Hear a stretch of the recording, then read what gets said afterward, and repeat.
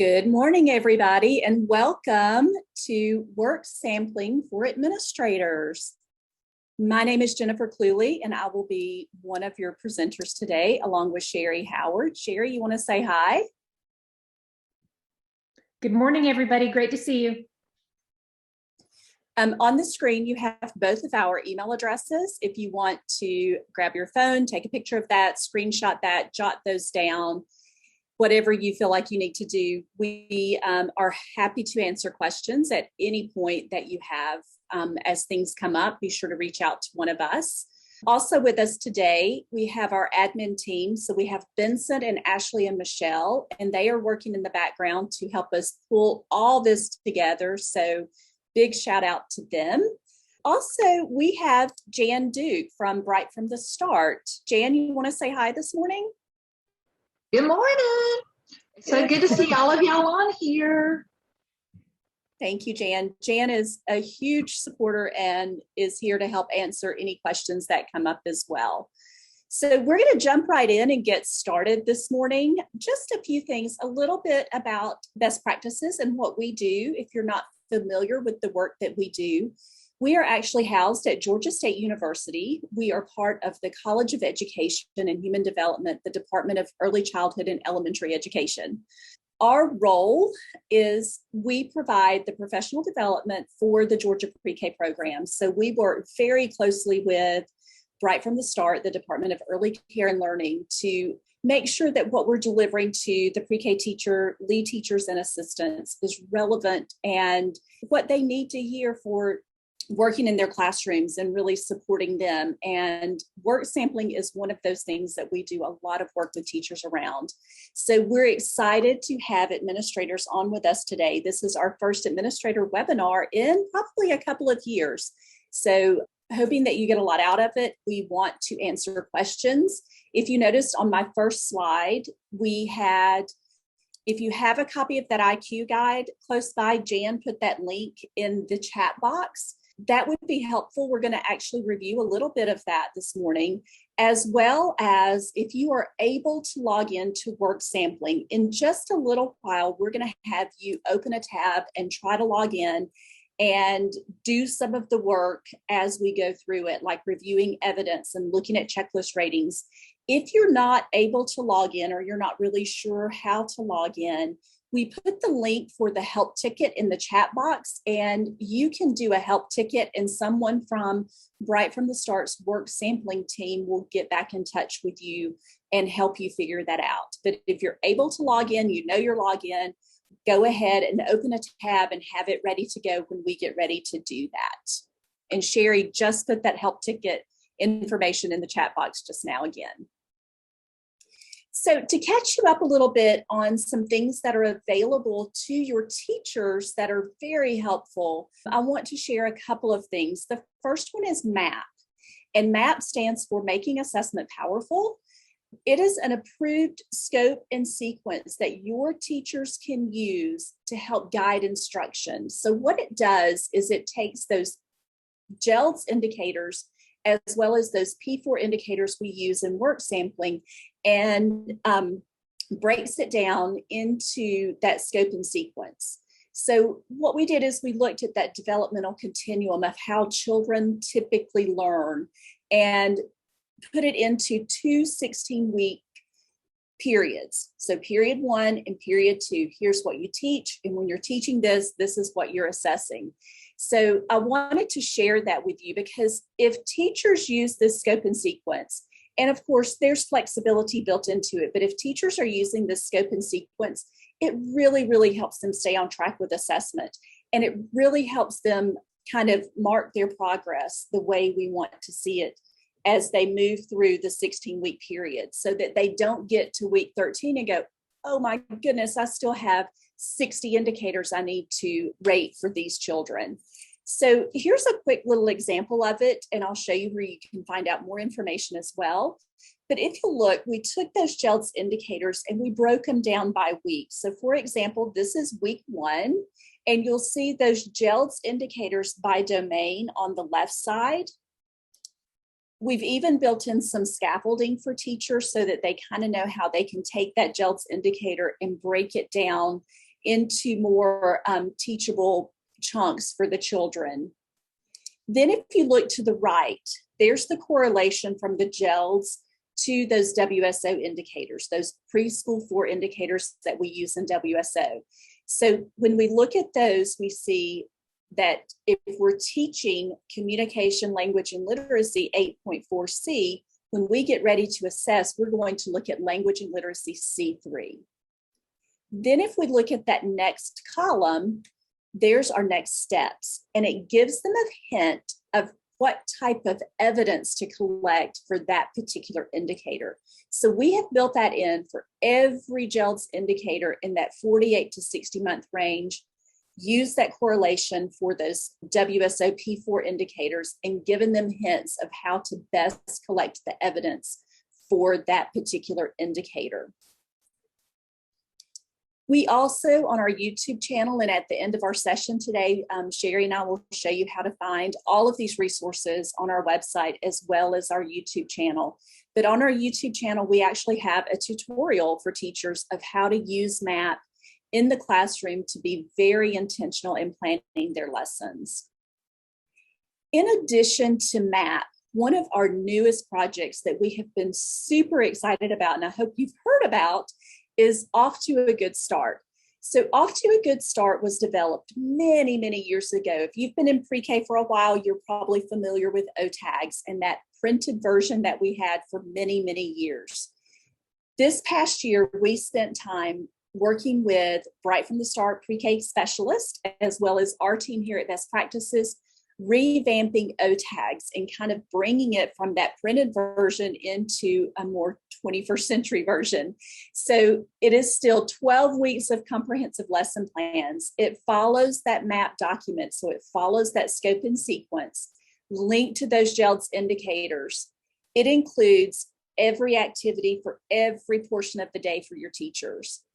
And as I mentioned, we brought it kind of into the 21st century, so it's been done in Google Docs. So you have a choice of Google Docs or Google Slides for teachers. They can download those documents, they can save those, and they are editable once they've been downloaded. So there's a how-to guide, we have our pre-planning, as well as those 12 weeks of lesson plans. All the resources for those lesson plans are built in. There are links to those resources directly on our website, or if it's a video on YouTube, those kind of things. They're all built into those lesson plans. So I really encourage you to go in and take a look, because believe it or not, that takes off so much work on your teachers to have those 12 weeks of lesson plans ready and available for them to start their year off. And it's not just at the beginning of the year. We call it Off to a Good Start, but there's a section in there on community helpers. So a teacher could pick up those weeks of community helpers and easily do those at any point in the year. So I really encourage you to look at those with your teachers and find out how to make those workable for you and your program. And again, we'll show you where those are found at the end of our session today. So I want to go ahead and get us started thinking about work sampling, the work sampling system. You'll hear us refer to it as the work sampling system, work sampling, or WSO, work sampling online. So it all means the same thing when we think about that. But we do use the work sampling system for assessment in Georgia pre-K classrooms. Of course, with COVID and the pandemic, the way we look at assessment has changed just a little bit over the past couple of years. So while we understand that teachers still need a lot of support and flexibility during this time, because we're still kind of in some uncertain times, Bright from the Start looked at those requirements and made some updates just for this year. So the requirements for this year for work sampling for teachers is they only have to collect and upload evidence for mathematical thinking and the language and literacy domain. Now, there are a few exceptions to that we'll talk about. What we want to think about, though, is there are other indicators in those other domains. So teachers still need to make observations, teach, and really understand where their children are developmentally, because they're still going to rate all of those indicators, even if they're not uploading that evidence. So it still takes a lot of observational knowledge on their part. The kind of exception to that collection of evidence is they will collect evidence in other domains if a referral is needed. So if they have a concern about a child's physical development, possibly about their behavior and social emotional development, then they would still collect that evidence and upload some of that evidence to WSO to really support that concern and use that when they're making that referral. So again, if you need to grab your phone and take a picture of this, grab a screenshot, jot this down. I'm going to leave this up for just a second so you can do that. Also, we're going to be monitoring that chat box. If you have questions, feel free to put those in, but we will give you time for questions at the very end. Sometimes it's better if we get all the way through everything and we ask those questions at the end, because a lot of times we may answer that question that you have. So when we think about assessment and we think about what that looks like in a pre-K classroom and what really is appropriate for young children when it comes to assessment, we are really thinking about documenting and evaluating children's skills, knowledge, and behavior. And the whole purpose of that is to help teachers make those instructional decisions, because teachers need to know where children are developmentally. Where do they fall in this developmental continuum in order to make the best plan for a child or a group of children? The other purpose that we really use assessment for in pre-K is to communicate with families. So when teachers are doing a really good job of entering their information and updating their ratings in WSO, then when it comes time to do those parent conferences, those narrative summaries should be easy for teachers to create because they've got up-to-date information. It's like I said, if it's week 12 and I've not rated 60 of the indicators for my children, I'm really falling behind, and it doesn't help me as a teacher to use assessment if I'm falling that far behind. So we really want to encourage teachers to keep up with that and to monitor their assessments so that they can make good, sound instructional decisions. So when we get ready to think about work sampling, from the teacher's perspective, there are really kind of four major components that we talk about. We talk about that setup in the beginning of the year. So that's what we call managing students. And this is where you're setting up that classroom, you're entering those children based on that Panda roster. We are updating children throughout the year. So when we do training with teachers, we show them how to archive a child. We never delete children from the system, but we always archive a child when they leave our classroom. Why that's really, really important, and it's really important for you as administrators to understand that, is those children never leave kind of the decal system during their pre-K year. Once they're archived, they're available in case that child enrolls in another program. And what's amazing about that is, let's say that child is in my classroom here at Georgia State, and they move to a program in Savannah. When that teacher adds that child to a classroom in the new program, all the assessment information travels with that child. So that teacher has a really good idea of how that child's doing in that classroom, and it gives them kind of a baseline to get to know that child. So it's really important that as children come into and leave your program, that we're keeping up with that, and that teachers are being very timely in making sure those children are archived and correcting any information that needs to be corrected. The other big components of WSO that we look at on that teacher side of the system is where we record those observations by entering that evidence, linking that to indicators, and then using that information to make ratings on the developmental checklist, which we're going to look at in just a few minutes. Then, again, as I mentioned, toward the end of period 1 and again at the end of period 2, we use what we know about those children. So we look at those ratings on that developmental checklist, and we share that information with families by entering that information into that narrative summary. And that's kind of our parent conference form, if you will, when we get ready to talk to families about how their child is doing in our classrooms. The biggest thing to remember when we think about assessment is that it's based on individual knowledge of what children know and what they can do. And this is really important because when we kind of look at work sampling and we are doing exactly what you do, we go in and we view evidence and we kind of screen classrooms. And what we see a lot is that teachers will enter evidence that's pretty generic about children in the classroom.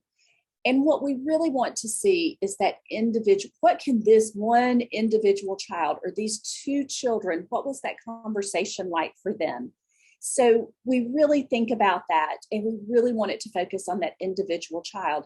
That's why we don't use those standardized testing methods with these children. We're observing children in that classroom, in their environment, to really get that deeper understanding of what they know and what they can do. So what does this look like for teachers? It's what we call the assessment process, and Sherry is going to get us started talking about this assessment process. All right, thank you, Jennifer. So Jennifer kind of just gave you the overview of the whole big picture of work sampling. So I'm just curious, on a scale of 1 to 5, 5 being I am so familiar with work sampling, I really feel like I can support my teachers with any of that process, to 1 being I've logged in and I've seen it, but don't know a lot about pre-K assessment. Put that in the chat box, number 1, 2, 3, 4, or 5 of your comfort level using work sampling. I think we're all across the board. Looks like it. I love Kristen. She was like 4.5. That's saying there's always something I may not know 100%. Lots of 2s and 3s. Good. I appreciate that. That gives us kind of a point of where you guys are. Tammy's a 5. All right, we're going to call on you for sure, Tammy. So when we train pre-K teachers, we really talk about assessment taking place throughout the day. And that sounds terrible because we don't want teachers focused to get off of instruction, but assessment and teaching should be seamless. It should be a natural part of the day. So teachers really have the understanding, yes, I assess in small group, but you probably get some of the most wonderful assessment opportunities during center time, or sometimes during those transitions, or even a lunchtime conversation, or when children come in first thing in the morning. So we really try to send the message to teachers that it should be seamless and it should be natural. It's not all about, oh, I have to go get a Post-it note and hold on, let me take a note on these 3 children today. It should be part of the conversation, and having that conversation with children. That is the coolest block structure I've ever seen. Let me take a picture of it. And so you can tell me about it and I can put that in your portfolio. So really sending that message to children that we're assessing throughout the day and I want to learn so much about you. So when we look at that assessment process, this is kind of the 4 steps of work sampling. It starts with asking questions, then it goes into collecting evidence, interpreting that evidence, and then taking action. So we're going to show you a real example. This is something we use with your teachers. And it starts with asking questions. Think about the beginning of the year. A teacher gets these brand new 22 pre-K children, and they don't know much about them. And so that is part of that observation process. I wonder if my children can count to 10. I wonder if they can count to 3. What do they know about farm animals? There's so many questions that teachers have. So that's where really good assessment starts. You just ask those kind of questions. So maybe we start with a book, such as this one on the life cycle of butterflies. So this might be a topic of study your teachers do. It's pretty common in the spring, something about insects perhaps. So we're going to read this book about the amazing life cycle of butterflies. And often teachers bring these kind of materials into the classroom. So you might start reading that book in small group. And after you've read that book, what's really important is then you want to understand, what do the children now know after reading this book. So then you're going to make that plan. And you may, in your lesson plan, create small groups for children and have them draw pictures. And as a really good intentional teacher, in that small group, when they're drawing those pictures, you're going to have those good open-ended questions in mind that are going to encourage them to describe and explain, because you're going to hear Jennifer and I talk about that. Conversation is the most important part of assessment, really good high quality evidence, because it really lets you know what children understand about a process. So we see a lot of things in work sampling, such as a matrix, which is just really kind of quick and dirty, has its definite usage and can be great for very concrete skills. But when you're really looking at children's understanding of such as something as a life cycle, that is not just a check off thing. That is not, we read the book. What's the life cycle? Caterpillar to butterfly. Check, check, check, check, check. We want much deeper knowledge than that. So we're going to have children draw their understanding of the life cycle. So we're going to show you a video, because this is exactly what we would do then. We would decide what evidence we're going to collect. So we're going to have children draw pictures. We're going to upload those pictures as work samples in work sampling, but we're also going to have that conversation and write a description along with those work samples. So let's watch this video. These are 3 children, and this is something we show your teachers in work sampling training. So Alex is the little boy who actually drew the picture. What this teacher does an amazing job of asking questions.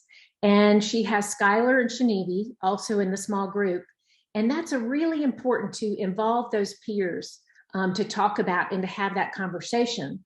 The other message we really talk to teachers about is that you can record that one high quality note for all 3 children at one time. And that is a big time saver. So it doesn't need to be entered 3 times separately, because they're all in that conversation together. And most of what we do in pre-K is with multiple children. So it really is a big time saver. So let's watch this video. If you guys have a scrap piece of paper, make some notes, just like we would ask your teachers to do. Write down some things that you hear the children say. You can even look at what the teacher's prompts are to kind of encourage that conversation and the scaffolding that she uses. But just think about what this observation would look like and how it would be entered into work sampling.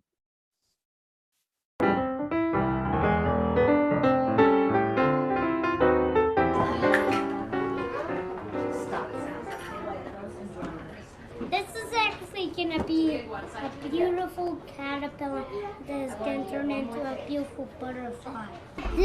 Those are the thoughts, the wings are going to happen, only that's part of a caterpillar in the egg. And then what is this here? A caterpillar, and this is the head. All these other things, this is all the decorations on the eggs. Then them are going to pop out. And this right here, all this part, we have to erase it because it was by accident. Okay, but I'm really excited. What is that? Butterfly. You wrote that word? Yep, all by myself. All by yourself? How did you figure that out? Because I sound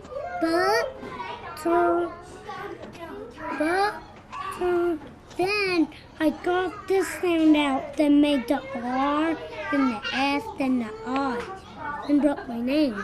Because I know my name pretty well. That is very amazing. What should you guys tell him about his picture? L? That's okay. What should you tell him about his picture? I never.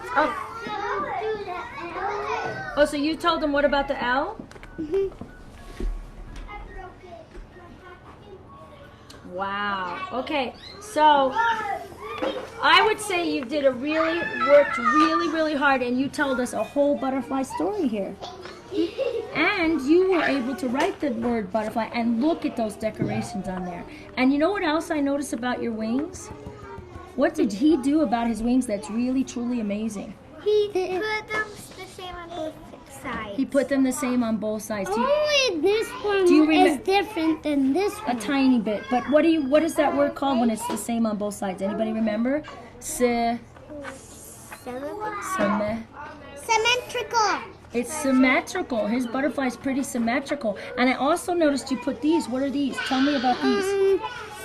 These, sometimes these, are they the ears? Yeah. Yeah, they do hear with them and they feel with them. And what else? What are they called? These are antennas right here. Those are antennas. I forgot to put the eye. Stella, we both have dresses inside. Do you love those dresses? We're having two. Yeah. We have a dress under and over. Do you love the eggs? I love the eggs. Where are you gonna put eyes? Yep. Hey, we both got one. You have a dress under the dress that they gave us. And I have a dress under the dress they gave me. And look, they're both wearing those crown things. Ooh, what is that? Oh, we're having a flower? Well, explain to me what you just did. A flower. For why? So I can suck it. Suck what? Nectar. That is truly a beautiful, amazing picture. Okay, did you guys decide if there's one you want to take home? All right, who would like to unmute and share an observation, or feel free to put something in the chat box? What is something you wrote down? The teacher was asking questions to expand on the child's thoughts. Yes, Desiree, you're right. She was asking questions. What we would want to actually write down is what she asked to get that actual answer. Because if we just say she expanded the children's thoughts, that is exactly what she did. And that's what we would link it to in work sampling. But we really want to know what she said, because when we come back to something like that, we won't remember, or I wouldn't remember. How about you guys? I like that she actually reminded them of the tear word, symmetrical. When the child said, what do we call it when it's the same? And then the one that did the picture said, was one is a little different, but she still brought them back to that question. So she continued to scaffold that. And I would actually say that as a group, and then individually, I would put what their responses were. Yes, absolutely. That's wonderful. So she encouraged when she said, how are these the same? And she gave them that little prompt. She said, and then you would put, Shanivi said, symmetrical. And then you hear that great vocabulary word that Shanivi used. Same with when Alex came out with antenna, when she kept prompting that. Yes, she gave the children lots of time to dictate the picture. What else is something? How did you know how to spell that word? Yes. And I would write out exactly when she asked that, what did he say? He sounded out butterfly. And then remember, Shanivi said, what about the L? That's pretty brilliant right there. And that he took that critique. He didn't think about some of your kids in your classroom. They'd kind of get cranky at somebody correcting them.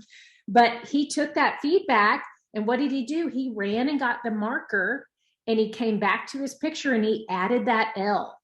So you would definitely want to include, and when Jennifer and I talk about writing these kind of observations, we literally encourage teachers to write those exact facts.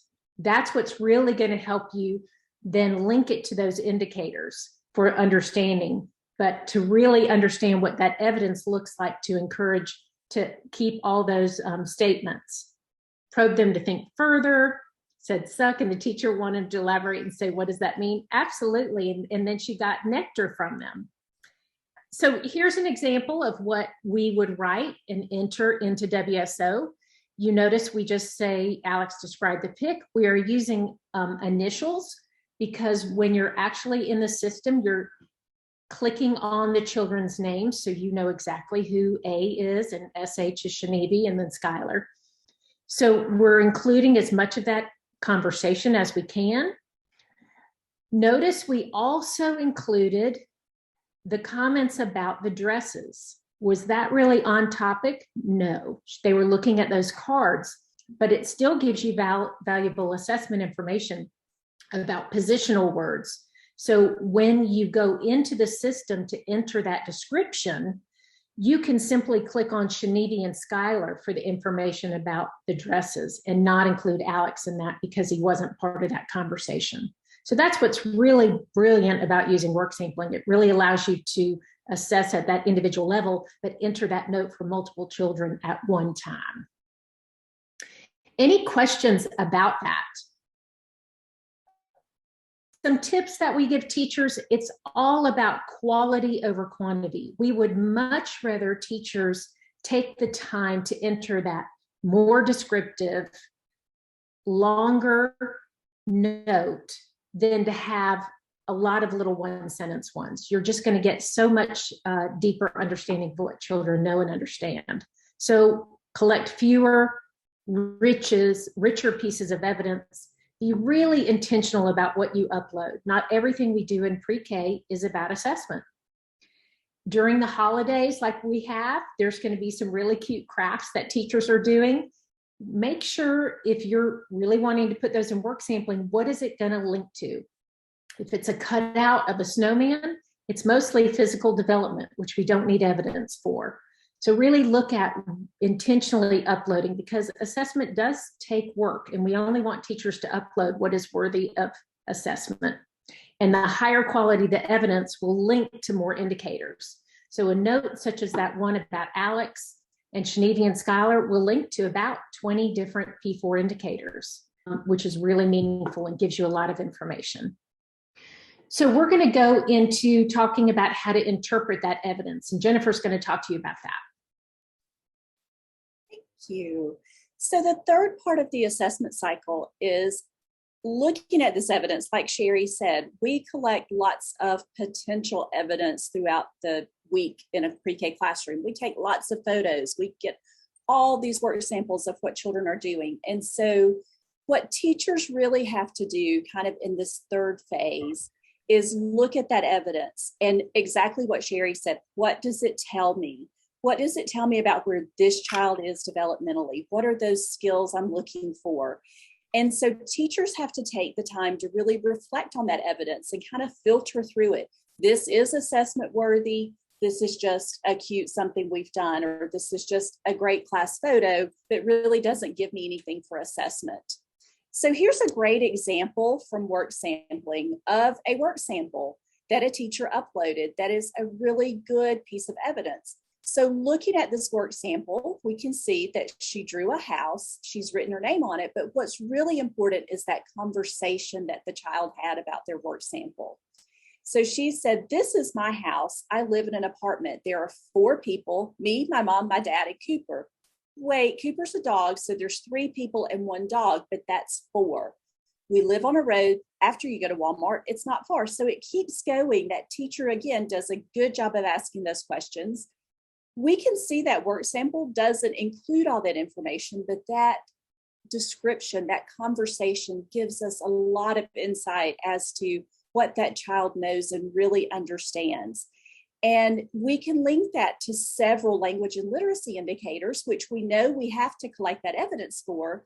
But what this teacher did is she went a little bit further, is that even though it's not required for social studies or physical development, I have this really good piece of evidence. I still have to make those ratings, so I'm going to go ahead and link it.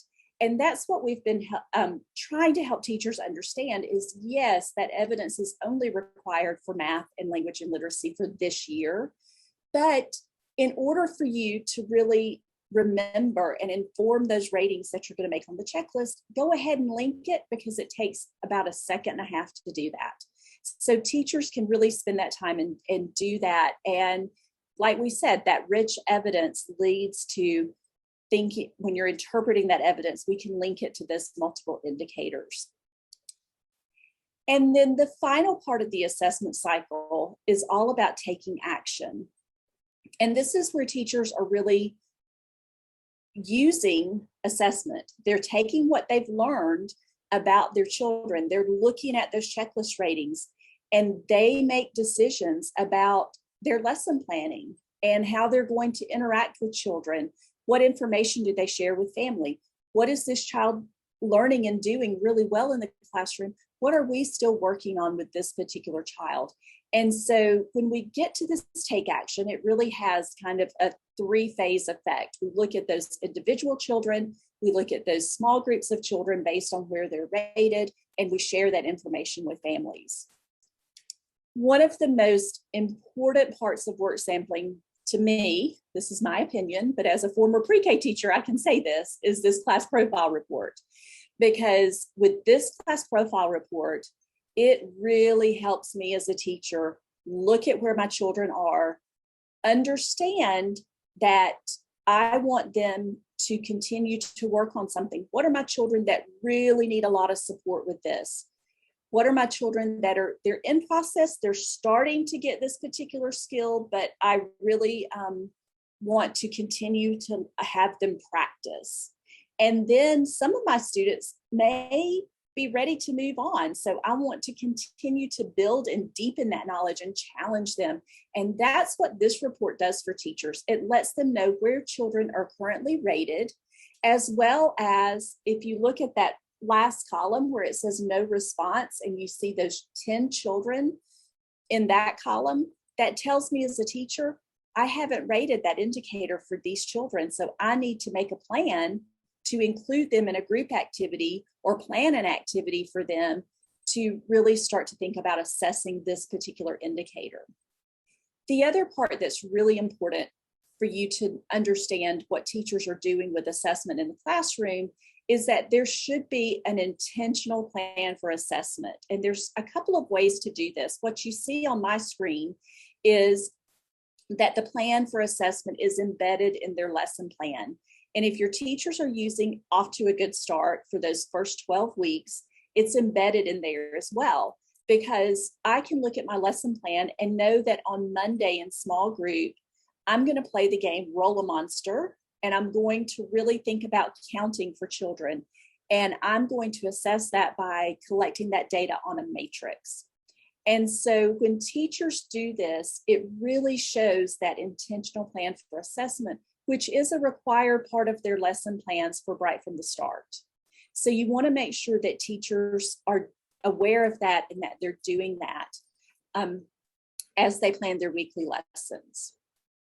So if you notice at the top of this report, you see reference to these ratings, and I'm going to use my mouse to kind of show you where those are. These, when we talk about checklist ratings, these are the ratings we're talking about. So this report pulls directly from that developmental checklist where teachers are entering these checklist ratings. And we wanted to take just a minute to just remind you what those ratings are and what they mean when you look at these.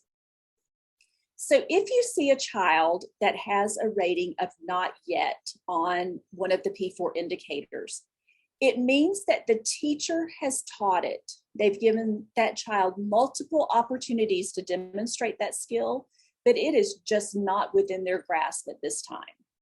So it means that I've had a planned activity or I've planned a time to observe for this, and this child just doesn't have that understanding yet. So based on my knowledge and based on evidence that I have, I would rate that child as not yet. You'll also see children that have been rated in process. That's that IP on that class profile report. And that means that for that particular skill, it is emergent. And it really does mean that that child doesn't demonstrate that skill consistently. So when we think about counting and we're observing to see if children can count 1 to 5, the child might go 1, 3, 4, 6. Or they might get the 1, 2, 3 and then go to 5, 8. So they're starting to understand that kind of counting and using one-to-one correspondence maybe, but they're not consistent with it. So we want to continue to offer the opportunity to practice that skill for that particular child.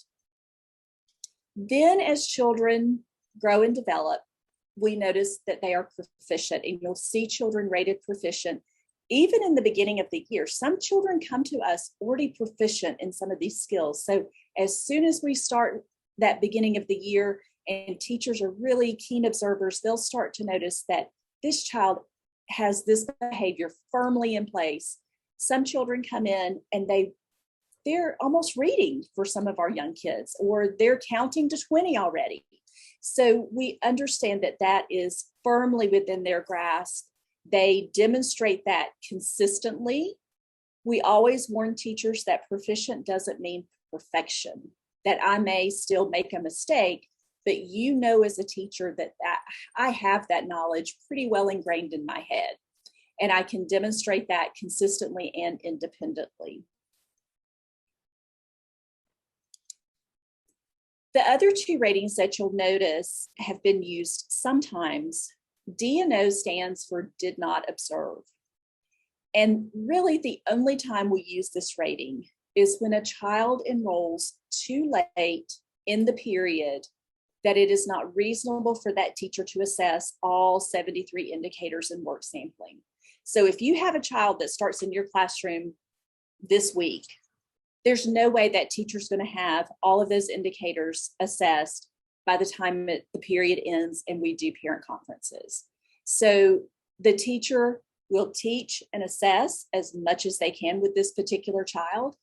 And then for those other indicators, they would mark those as D&O. But the expectation is for children that are in your classroom that we teach and rate all indicators, because we teach those GELDs all throughout the year. And then we use WSO to support that through assessment. The other indicator you'll notice teachers using sometimes is there are 4 indicators in that language and literacy domain that are all about English language acquisition for children that are learning English as a second language. So for your dual language learners, as some of you may call them, there are those indicators that are just for those children. So for all of the other children in the classroom that English is their first and only language, we go in and mark those indicators NA, because it's all about English language acquisition for English language learners. The other time we use that NA rating is if a child has an IEP and there is an indicator in work sampling that would not be fair or feasible to make a rating for that particular child. So that is when we talk about using that NA based on an IEP, we always encourage teachers to talk to their preschool special education teacher, those therapists that are working with the children, that kind of thing, to really decide what do those look like. That could be some of those skills in physical. If that child has challenges with physical skills, then it may not be fair to try to assess that child on gross motor skills, for example.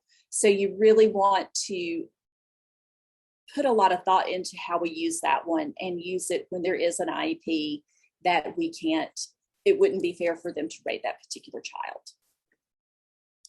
So I've mentioned a couple of times period 1 and period 2. So the way our pre-K year is set up is we have period 1 that runs about 16 weeks. And you as your program, you set these timelines based on when you start school, when your breaks fall, that kind of thing. You work with that pre-K specialist and right from the start to really kind of set those timelines for your classrooms. But the expectation is that teachers will continue to collect and interpret that evidence weekly. They upload that evidence for those domains that we're required to upload for. They're still going in and making those checklist ratings. What we want you to understand is that a checklist rating is not just a one-shot deal. Yes, I may mark a child proficient in week 5 on something, but it doesn't mean I don't ever look at that skill again for that particular child. I'm going to continue those observations. I may have a child that I've rated not yet on a skill in mathematical thinking, and in 6 weeks, I may be doing an observation and suddenly it's clicked with that child. So I may move it from a not yet to an in process to a proficient. So teachers should be going in, reviewing those ratings and making updates weekly based on the evidence and observations that they've been making for that week. As I mentioned earlier, we want teachers to archive children as soon as they leave the classroom. It's really important. Then 2 weeks prior to the end of the rating period, teachers should go in, flag their checklist as final, and write their narrative summary reports. And then that should give them time to conduct those family conferences. For period 1, you want to keep a signed copy of that narrative summary on file, and it stays on file in your program for 3 years. Then we start over in period 2. Teachers start collecting evidence. They start over making those checklist ratings, kind of going through that same process. The only difference is at the end of period 2, so at the end of your program year, you're going to print those checklists and those narrative summaries and keep both of those on file for 3 years.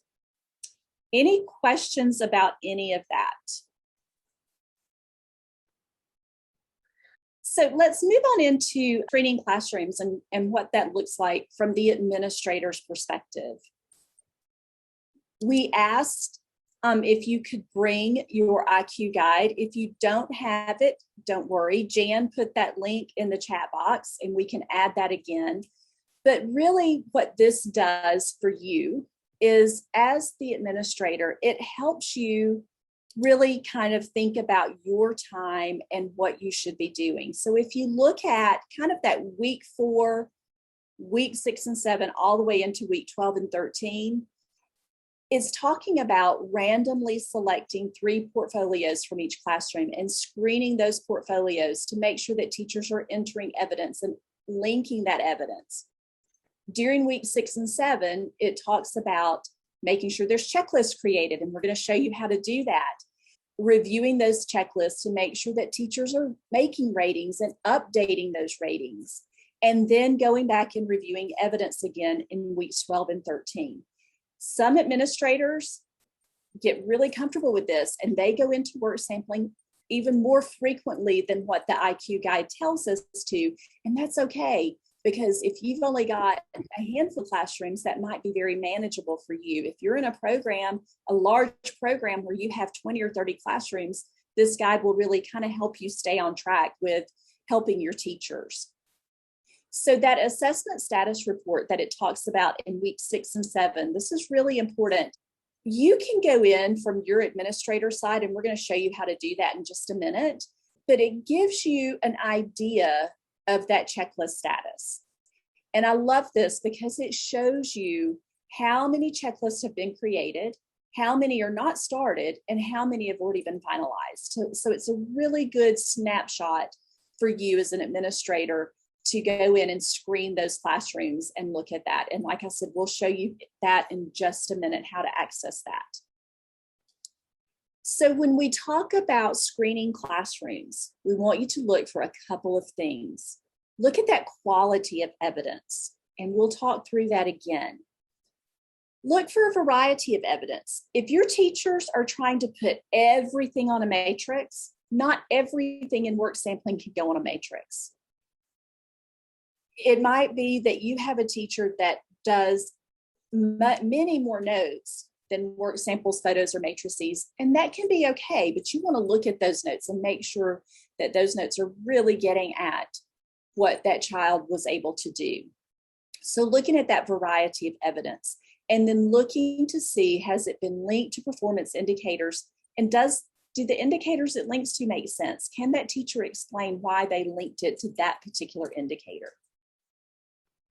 So speaking of evidence, Sherry talked to us a little bit about collecting evidence, but when we think about evidence in WSO, there's 5 main types that teachers collect, and probably the most common is notes.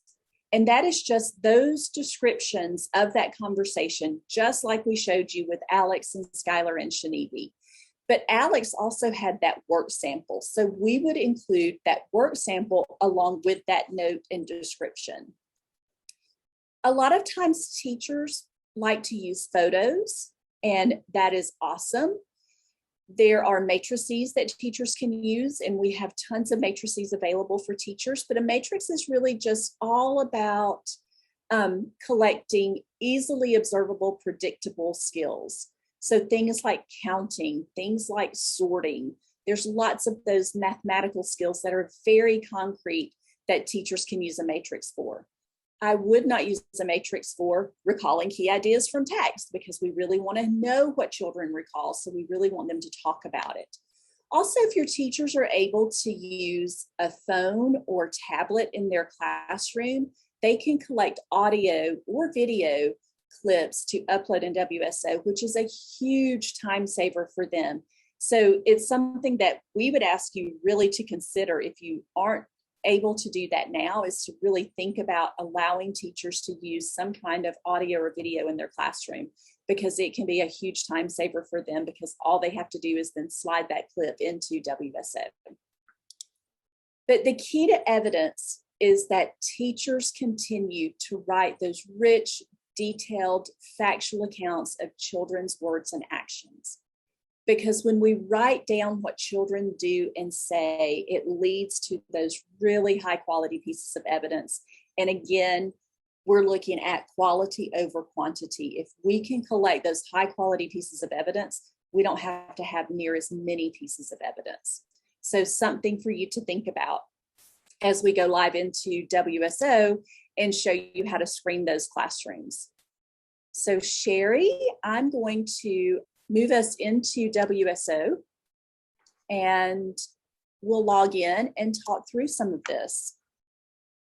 So this is the sign-in page for the work sampling system. You should have a username and password already set up. Again, if you don't have that, you can do a help ticket to Bright from the Start and they will help you get logged in. So I'm going to go ahead and get us logged in. So ours may look a little bit different as we log in, but I'm going to select my organization, which is DECAL, my program. And once you select your program, if you have multiple sites, you can go ahead and select a site. So this is the administrator side. So Sherry, you want to talk through the administrator side? Sure. So as Jennifer was saying, if you, for example, are DeKalb County and you have multiple sites that you're looking at, you can stay at that program level and not choose a site if you want to run certain reports. We do want to note that just the 3 horizontal bars at the top left corner is kind of a navigation bar or a menu bar that you can get to most things that way as well. But if you see, the administrator sites has 3 main sections that you can use. We'll start with that Manage tab. This really allows you to look at students. So you can add new students, transfer them between classes or sites. It also allows you as an administrator to archive students. You also can manage your users, and this is where you add new and existing teachers to a program at a program level or at a site level. You can also transfer them between sites, reset passwords, or change email addresses. And we always encourage teachers to use email addresses that they check regularly. That's the easiest. And finally, then we have locations where you can add new classes to a site or program. So those are the 3 main things we use with that Manage tab. Then if we go to Communicate, here you can create alerts that pop up when users log in. You can also define the type of pop-up and who receives it. We don't really recommend this as a means of communication on a regular basis because teachers have to be logged into work sampling to see that alert. But Jennifer, why don't you show them how they could send a program-wide alert to say, let teachers know that narrative summaries need to be completed in the next week. Okay, so if you click on New Alert, if I want to send it to everybody, I can come here and just say select all. I can create that alert and I can choose, do I want it to show in the toolbar or do I want it to pop up when they log in? And I'm going to choose pop up when they log in. I can give it a start date. I can give it an expiration date. So I only want it to pop up for a couple of days. I can say narrative summary. Don't forget, narrative summaries should be complete by Friday, December 3rd. I can save that, and then when my teachers log in, that's going to come up in a pop-up as soon as they log in, and they'll see that alert as a reminder. So it's good for little brief reminders. I would not give them feedback around what I screened in their classroom via an alert. I would simply do some very general reminders like that. Great. And then the last tab we have is the report section.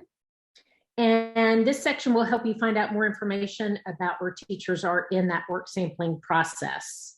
And we'll talk a little bit more about that later. Note the blue arrow on the screen on the upper right-hand side there. Jennifer's going to click there. This is what takes you to the teacher side of the system. So we're going to go ahead and switch to the teacher side.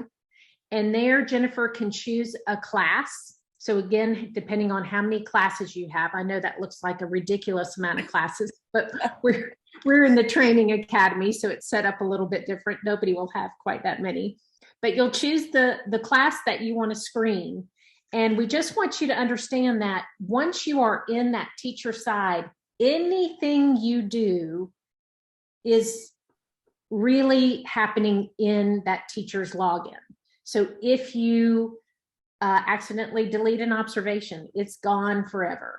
If you add some evidence, like you want to show them an example, it's going to really be there. Not that you can't edit it or things like that, but just know that anything you do when you're really in this system is actually happening in real time. So let's start with kind of a quickly way that you can screen a classroom is to use the observation summary. So Jennifer's going to click here on Manage Observations, and this will display the evidence summary screen. So just at a quick view, you can see all that evidence that's been entered by a teacher, but there's a button here up at the top called Summary Chart. And if you click on that, and then you can select, we'll choose period 1 because we're in period 1, and it will produce this bar graph. And so really at a glance, you're able to see in this teacher's classroom, has evidence been entered for all the children in the class? Since this year, we are focusing really primarily on language and literacy and mathematical thinking, it's a quick look to say, yes, does every child have red and orange? And it looks like they all do. This is kind of fascinating. What I like about this is just, for example, you see Mark down here has fewer pieces of evidence than anybody else. So that may be for several reasons. It may be that Mark came into the school year a little bit later, and so he's not going to have as much evidence. Mark may be a dual language learner, and we all know it's a little bit more difficult to get observations on children that English is not their first language. So there may be a lot of reasons for that. I also just want to note that we have some blue in there. That is where, again, as Jennifer said, we encourage teachers to go ahead and link to some personal and social development or science or social studies or physical development, just so you have some information. But please understand that is not required. We just tell teachers that as a way it can be helpful when you're communicating to families that you actually have some really concrete examples to share, particularly if a child's kind of struggling in any of those areas. So let's go back. You can click on that big work sampling system anytime, and that will take you back to the home page. So we're going to go back to Manage Observations. And what we'd like to do is just take you through a piece of each type of evidence so you can really see what those look like in the system. So let's start with a note, Jennifer. This was an activity the teacher, this is something a teacher did from our training. We talked about having children fold and fly paper airplanes, and really how you can make that such a great learning opportunity because you can really adjust weight on an airplane or how it's folded, talk about measurement with distance, all kind of things. So you see here on the left, the teacher created this piece of evidence for 4 children, Sam, Jalid, Bowie, and Nicholas. And then that description includes, similar to the Alex description, includes the conversation between all 4 of those children. So it has that date observed. The title is just N for note, and that is just a time saver again. We encourage teachers to use N for note, M for matrix, W or WS for work sample, A for audio. Just keep it simple. We see a lot of teachers writing an entire title out, folded paper airplanes, and flew them in small group. And then they're writing the same thing in the description. There's no need to do that. So it's really just being a time saver. Again, that whole conversation is included. The other thing you want to look for is if they linked it to P4 indicators. That's the most important part, because that is what's telling us, just as you all were saying earlier in that observation of Alex, that's telling us they use expanded vocabulary. They participated in measuring activities. They interacted easily with peers. All of those, they counted with understanding, all of those P4 indicators that are so helpful. So if you don't see links there, teachers are able to go back into the system, re-click on that note and link those to P4 indicators. They don't have to start over. They don't have to retype it. They can edit any observation in there. So that's where you'll want to make sure indicators are being linked. So now we'll go and look for photos. When we talk in training about using photos, we only encourage teachers to use photos if what they're looking at is too difficult to describe in a note. So photos, exactly what we say, they're worth 1,000 words. You see here, there's a blocks photo. You can actually click on that photo and bring it up larger if you want to look at it. And you see these 3 boys interacting in the block area, building a pretty cool structure. Now, while that photo alone can link to a few indicators, what makes it a better piece of evidence is there we've added a conversation in there in the description. So that gets at that children's understanding. You can talk to them about, tell me what you built. I have no idea, right? I can guess. But really, what are children doing? What are they thinking? Then you've got some counting in there. They're talking about a skyscraper, which is great vocabulary. And they're using that prior knowledge. I have a garage at my house. So linking that to those multiple children, including that photo, as well as that description, and then linking it to those appropriate P4 indicators is what you're looking for.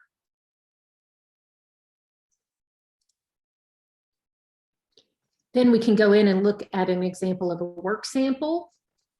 Work sample is definitely one that you should see. There's no way you can describe a child's writing, and stages of writing is something that we really work on in pre-K. So here you see this is a drawing of a child's family. How cute is that? So you see where the child wrote his name, as well as the teacher wrote dictation directly on that drawing. So when that happens, there's no need to type in the description what that child said, because you can see it clearly on that work sample and you're able to link directly from what you see on that work sample. It doesn't have to be in that description. So that's where we tell teachers, just put something in the description that kind of will remind you of what that is when you're looking at those manage observations, in case you want to pull that up for a family conference. There, the teacher has linked it to multiple P4 indicators that all look appropriate as well. And then lastly, let's take a look at a matrix. Matrices are something we see some pretty crazy examples in work sampling when we go look at classes. When we talk to teachers about using a matrix, again, it's usually a very concrete skill, such as this one is an on-off game, where children just take counters, spill them on a mat, and count the ones that landed on and count the ones that landed off. Teachers still design matrices ahead of time, so they know what they're assessing. Then each column, you may do a column, for instance, at the beginning of the year, who can count 1 through 5, then 6 through 10. You may even have a matrix with 1, 2, 3, 4, 5 across the top to see what number children are able to count to successfully. So teachers can design the matrix however they like, and we have a lot on our best practices website for teachers to use if they need help with that. But the matrix is entered. You see here on the left-hand side, a lot of students were clicked on. So it looks like about maybe 18 or 19. And then the description is just be very concise. Again, we see teachers writing kind of this short dissertation for these matrices. Played the on-off game in small group with 4 children, and on and on and on. There's no reason to do that. It's just played on-off game, and what were they able to do? Count 6 through 10. You're kind of putting that skill in there, that behavior. And then generally matrices only link to 1 or 2 things. So this is just counts with understanding is what we're looking at with this matrix. So these are the children that were successful, and we would keep that. And then on that same matrix, you'll have children that were not successful counting 6 through 10. So we have an example of how you would enter that as well. You would create a new matrix. And again, this only takes a few minutes, but there's the 3 children that were not able to count 6 through 10. When we use work sampling, we want to keep all of the language positive so that we can share those things with families. And so we always just use that key of needed help. And that's our cue that they were not successful. So again, on-off game, count 6 through 10, needed help. However you want to word that. You still link it to counts with understanding. When you see that in the developmental checklist, under their evidence, you'll know they needed help and they were not successful doing that. And when you have multiple entries of that over and over, if these children also could not count 1 through 5, that's your evidence to support that not yet rating. That's an example of how you would do that. So 1 column in that matrix for this game would be actually 2 matrices that teachers enter, and that gets real confusing. The biggest message is we don't want any teachers to take that actual piece of paper, take a picture of it, and enter it, because that's not really giving you the data that you need. So you really should not see anything attached when teachers enter a matrix. We wanted to show you one kind of non-example. This is not what we want to see, so we want to be clear about this, but a lot of teachers try to use ratings in the observations, and they'll say not yet for counting. So maybe they played the on-off game and they're rating all these children not yet for counting. We never want to give children a rating, especially a not rating based on one observation, because we know everybody can have a bad day or an off day. So we want to have multiple observations to really have that rating of not yet. Plus, as we look at evidence, this really is not helpful. If you have children that are really struggling with counting, it may be worthwhile to write a note and say what each individual child is actually saying. For example, Jennifer said earlier, I'm counting 1, 2, 3, and then I go off. 6, 9, 12.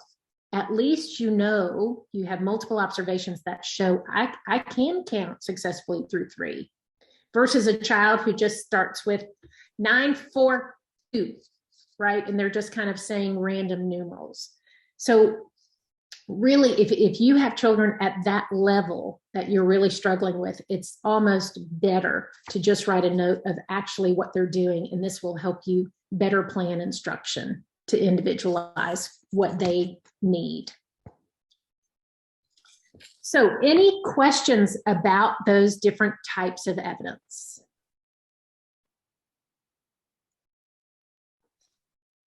All right, how many of you are able to open a new tab and actually log into work sampling? Can I get a show of hands maybe? I see some hands. What we'd like to do is have you do that. We'd like you to go in to a new tab. Please don't leave the Zoom meeting. Go into a new tab log in and just screen one class, look at some evidence, and let's see what it looks like, and if you have any questions. And Elizabeth, I don't know if you're raising your hand because you have a question or just that you're able to log into work sampling, but if you have a question, feel free to unmute and ask. Otherwise, we're going to give you, I think Jennifer's going to put up a 3-minute timer. So if you're able to log in, take 3 minutes, go take a look and see what you see.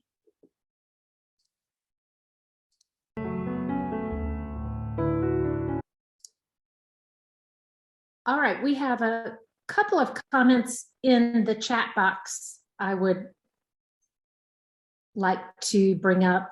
Jennifer answered that one about uploading attachments for work sampling, or is it optional? Jan, feel free to speak up on this. The rule used to always be, yes, photos are required and work samples are optional. If work samples are in a file folder and you have to go to it, you see all these P4 indicators linked, and then you have to go find the work sample. We always encourage teachers to upload work samples, especially in these times where it's only required for language and literacy and mathematical thinking. Mathematical thinking probably doesn't really have work samples much or photos. So language and literacy is really the domain that would target it mostly. Again, not required unless anything that I don't know about has changed. Jan? Yeah. A long time ago, it was hard to upload our devices and signals and all that kind of stuff. Prevented us from being able to upload some of these documents that were like large files or whatever. But typically, it's easy and teachers know how to do it,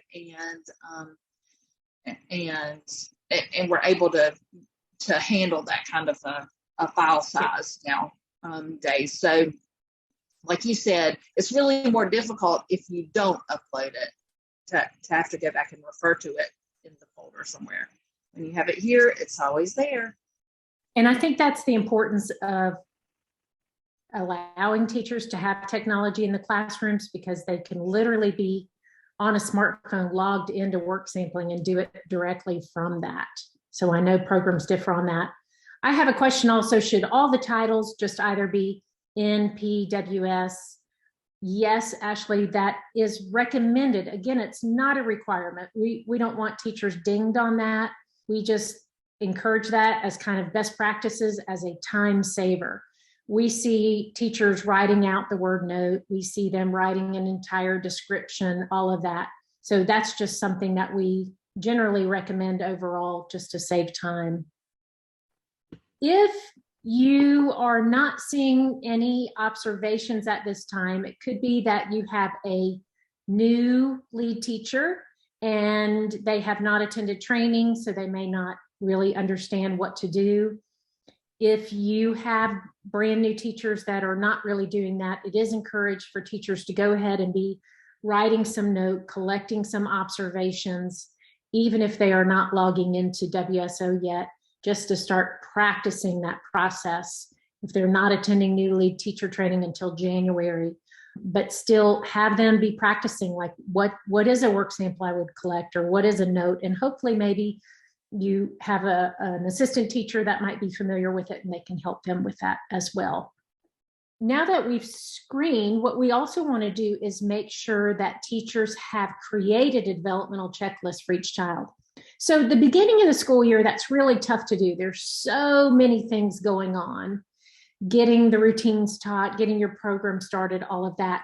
But teachers really should create a checklist for each child, definitely by week 4, even week 3, if they're able to do some of that, because personal social is something we're really concentrating on in those first weeks of school. Teachers are not required to collect evidence for it, but it is helpful to go ahead and go in and have them rate some of that personal social domain. Again, as a reminder, the requirement is, even though we're only collecting evidence in language and literacy and mathematical thinking, teachers are required to rate all 74 P4 indicators, both periods. So to start getting comfortable with that, go in and just make some ratings on how children are doing with transitions, or how they're doing with routines, or how they're getting along with others. And the simplest way to look at if teachers have created checklists is to go to that Manage Checklist tab there in the middle. And Jennifer, why don't you show them kind of what that looks like? Sure. So what you'll notice is my children listed, and then under period 1 and period 2, there'll be a percentage of how much of that checklist has been completed. So for Sam, for example, it says 67% complete. I can click on Sam and it's going to pull up her individual checklist screen. And then what I can see is that in personal social, 12 out of 12 indicators has a rating assigned to it. But in language and literacy, only 12 of 16 has a rating attached to it. So if I click there, that'll take me to Sam's language and literacy checklist. And I can start to review and see which indicators have not been rated yet. And right off the bat, I see it's all of those indicators around reading. And even though I've got some evidence, I haven't made a rating yet. Notice I don't have evidence on these 3 indicators. That tells me as an administrator, my teacher should be planning to collect some evidence for those. Teachers can go in and review the evidence. You can do this too.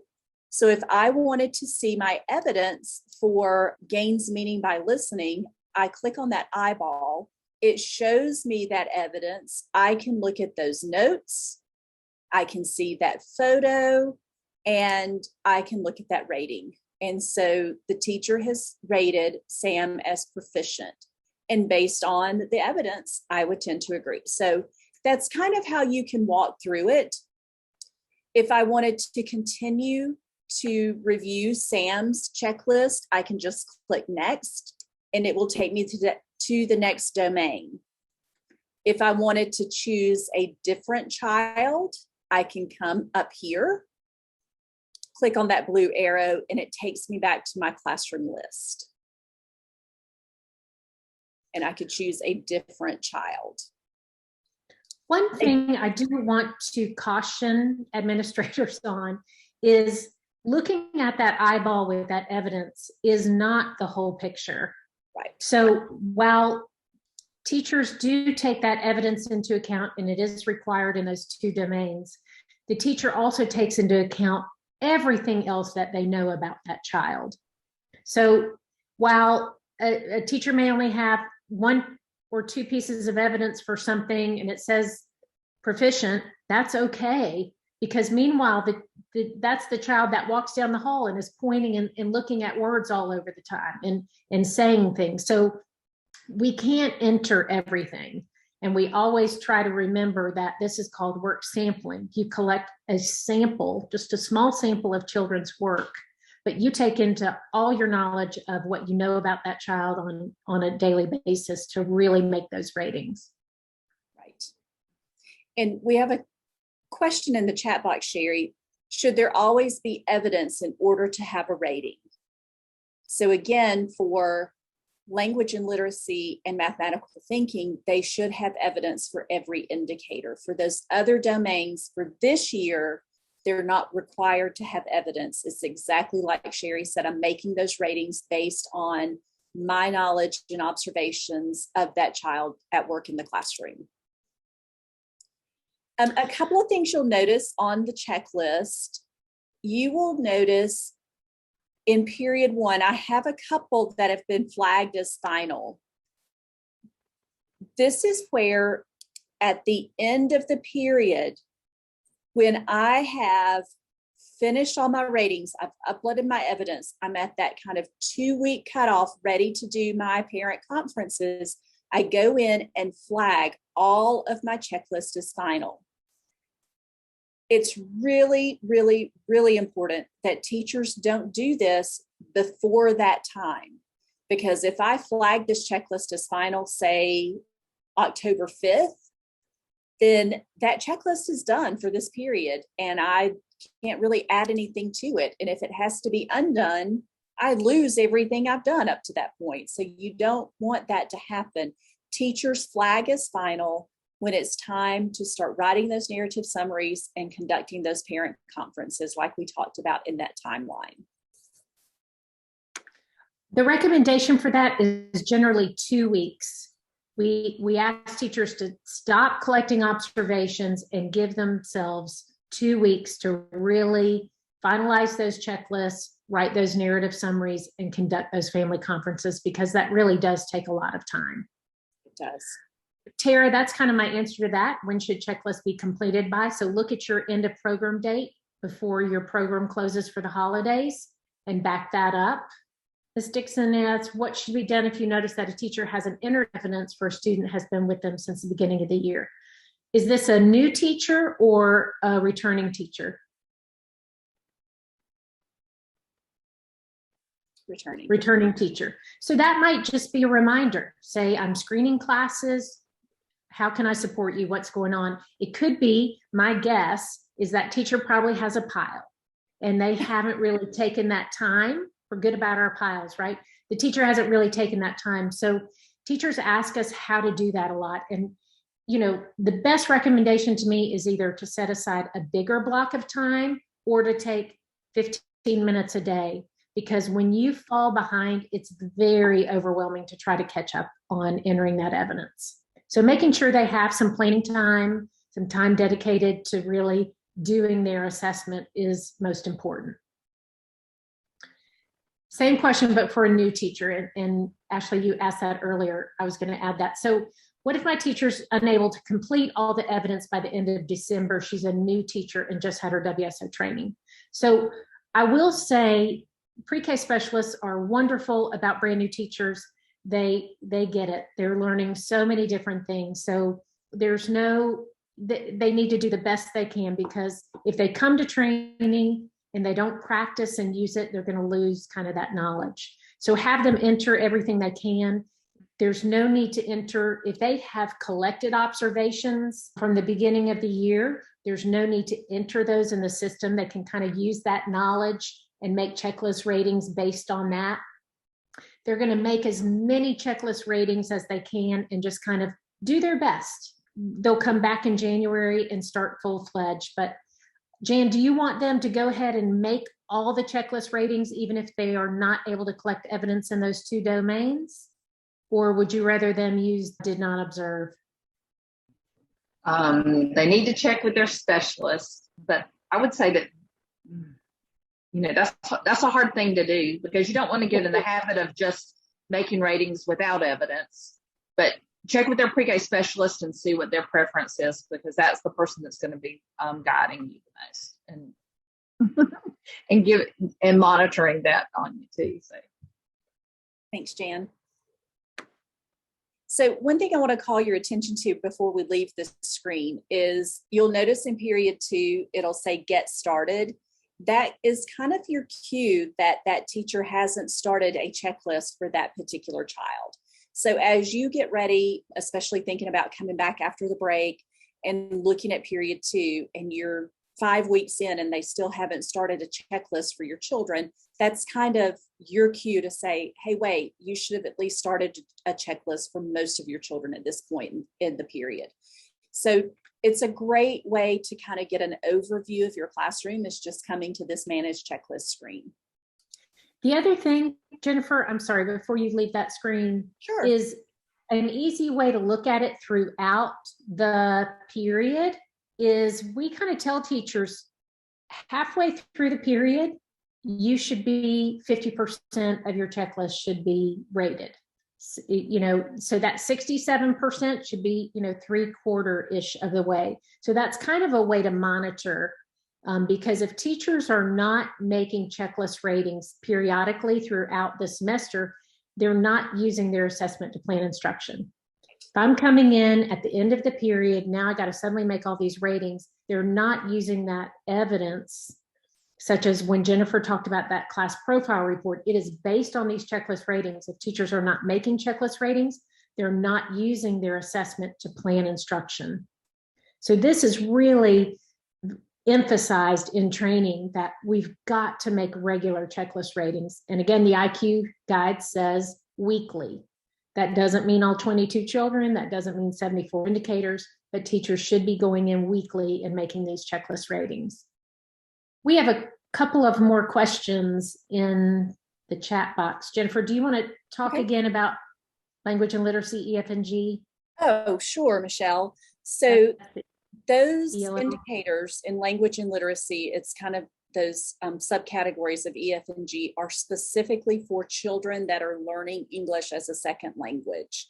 So they're the English language acquisition indicators. And for your children in the classroom that are not English language learners, that English is their only language, it's their native language, then you would mark those NA. For those other children, yes, the guidelines are very clear for those 4 indicators when to rate that child not yet in process or proficient.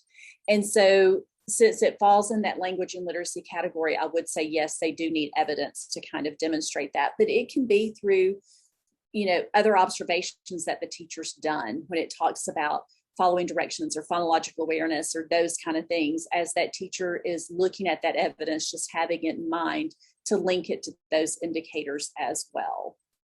Jennifer, you wanted to pull up a child's checklist and show her that real quick? Sure, happy to do that.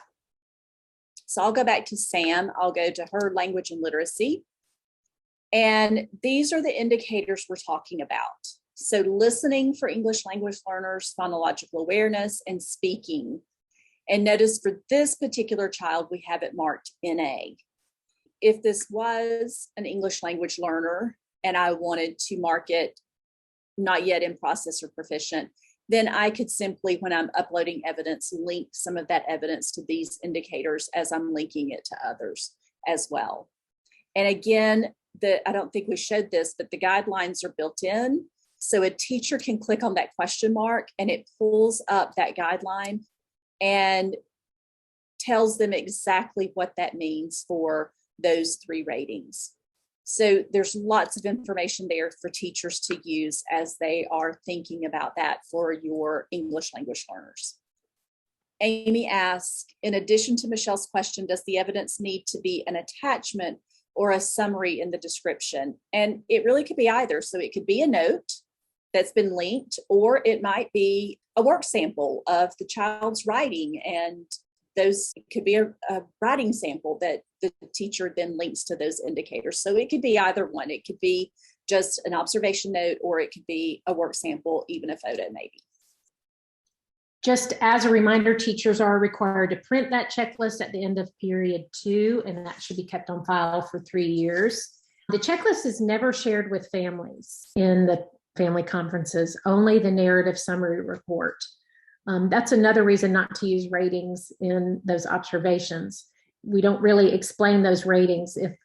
If a child gets a rating of in process or proficient, they are developing as expected in general. So unless a child has a lot of not yets, where that is a flag that there might be something going on, and that should be communicated to the families, but it's still not communicated by showing them that developmental checklist ever.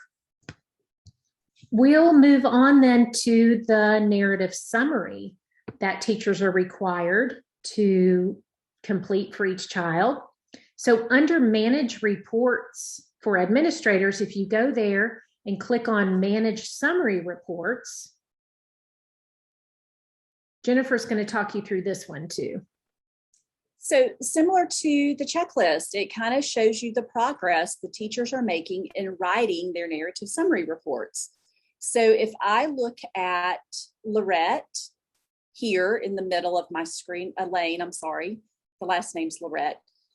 Notice the 2 dashes. So it shows me the little icon for report, and it says dash over dash, which means that report has not been started. If I look at, say, Corinne, that tells me that Corinne has comments on the narrative summary in 4 out of 7 domains. So when the teachers do the narrative summary, they are expected to write comments in all 7 domains. So it starts with personal social, it goes through language and literacy, mathematical thinking. So all those different domains that they're making those ratings on, that's where all of this gets translated into that narrative summary and shared with the parents.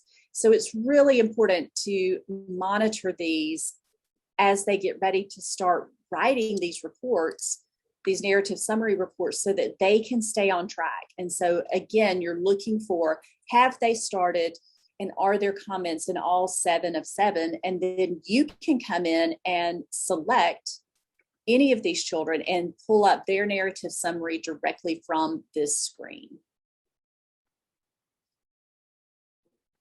So we have a couple that are completed. Penny's is completed. And you could just review those and look at these comments. So I think we'd like everyone to try both of those. Go look at some checklists and look at your managed reports for your narrative summaries. We're going to give you one more little work period. If you're able to log into work sampling and try that out, and then see if you have any questions. Meanwhile, Tara has a question about if they need to be printed or can they be saved digitally. And I'm going to let Jan answer that. So they could be saved digitally. They do not have to be printed, as long as you have access to them digitally for those 3 years. But make sure that you've got a good system. All right. So Jennifer, are we doing another 3 minutes? We can do that. Okay. Yes. Just double checking, make sure everybody sees that. That was a great question. Not only are teachers required to complete all checklist ratings in all 7 domains, they are required to complete the narrative summary in all 7 domains for each student. And that's if they have had WSO training or newly teacher training, anything. They still write the narrative summary report to the best of their ability on just what they know about that child and share that with the family and be honest and say that I'm still learning about the assessment process, but here's what I've learned about getting to know your child so far this fall. Stevenson, how long does the narrative summary need to be? It can be brief. There's no required length.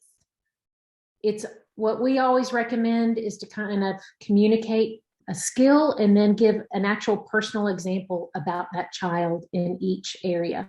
So certainly in the fall, it may be just, 3 or 4 sentences. It may be a little beefier in the spring. It's a very personal thing. Some teachers write dissertations for each child. They just love it.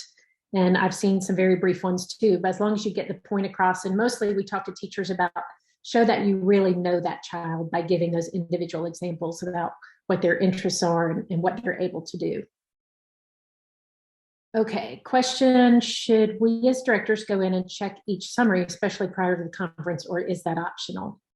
It's always recommended to check several, and I think that depends on the level of your teachers and how comfortable they are conducting conferences, as well as spelling and grammar and making sure all those things are correct. They can certainly, you can encourage teachers to put that in a Word doc so it does spell check, and then they can cut and paste it directly into the narrative summary. But I think that is up to your discretion.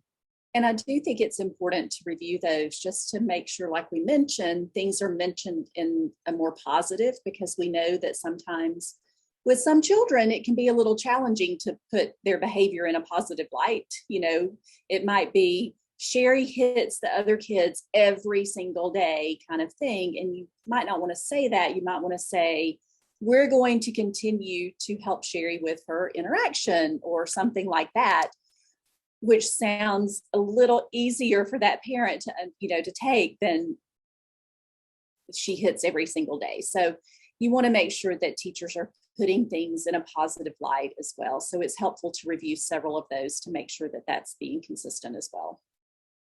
All right, there was Ms. Dixon again. You said you were not able to see the student's name pop up to look at the summary report. Jennifer, show them just even students. Do you have students entered for sure, is what I would say. Oh, absolutely. So choosing under your 3 horizontal bar there, you can go under manage students and make sure the students have been entered. And if students have been entered for that class, then they should show up in each of those areas, even if nothing has been completed. Right. So if you want to try that out first, make sure you've chosen the correct class at the top as well. I have another question. It says, when uploading evidence and work sampling on a child, does the child's evidence need to include a picture of the child if it's a group project that includes pictures of the class or child's work demonstrating the topic areas? If I'm understanding what you're asking, those are a few different things. We always encourage teachers to use photos that show the children doing the work. So it may be the back of their heads, right? If they're digging in the ground and watering plants or something like that, or if they're doing a science experiment. Even if a child is half clipped out because they're standing on the edge, it's all about, this is not a scrapbook. This is not about having cute pictures of children at all. You know, they can put as many children in that observation as they want. So you don't have to have actually a picture of the child, if that answers the question. I think that's all the questions I see, Sherry. Lastly, it looks like we have just a few minutes left. We want to go back to the admin side. So we're going to click that red arrow at the top of the screen. And we just want to show you a quick look at that checklist status report that Jennifer showed you, that pie graph chart. So if we go to our view dashboard and you click there, is where you'll find that. So it automatically pulls up these pies about your active students and your archive students. But then once you click on the period, that's when you can get that overall report of checklist status. And you see there, of my program, I only have 2 finished, 37 preliminary, and 204 not started. That is not what you would want to see at this time of year at all. But again, that's our training academy, so it's a little different. So we want to encourage all of you to try that out as well. That's a very useful thing to know how to do. That is all of the information we had to share with you today. We want to give you the opportunity. We know it's a busy day. If you are ready to go and you don't have any questions, you are welcome to log off. We appreciate all of your interaction and being with us today. But if you have additional questions, please stay on. We're happy to answer those. And be sure that you check your PDS account for your certificate for participating in today's training. It'll take at least a day to get those over to the PDS, but you will get a certificate for attending today's training. Couple of questions in the chat box. Ms. Peters, is there a magic number or ballpark for planned assessments we should see in plans weekly? There's really not. If you go by that map document that Jennifer introduced at the beginning, that tells you what you should be assessing this week, which will keep teachers on track throughout the period. There's no magic number. And it's going to differ even for each child. Sometimes you need more evidence for some children than you do others. Some children are proficient, so you might be done collecting evidence in that area. So I wish there was a better answer for that. Ms. Stevenson, there is no quiz for this. You will get credit in the PDS for attending the webinar today. We will also post the recording for those that were not able to join us today. They will not be able to receive credit, but they can certainly use the information.